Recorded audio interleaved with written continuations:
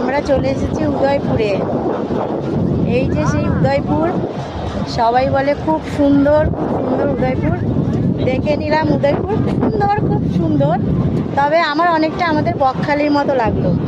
ঠিক আছে, তেমন কিছু সুন্দর না, বাট সুন্দর, সুন্দর। এই যে সেই উদয়পুর,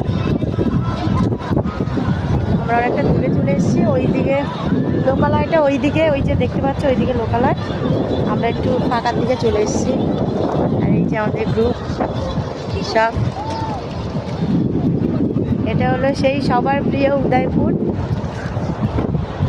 তো এইখানে থাকার জন্য আজকে আমরাও থেকে গেছিলাম, দেখে নিলাম উদয়পুর। কালকে এবার বাড়ি চলে যাব।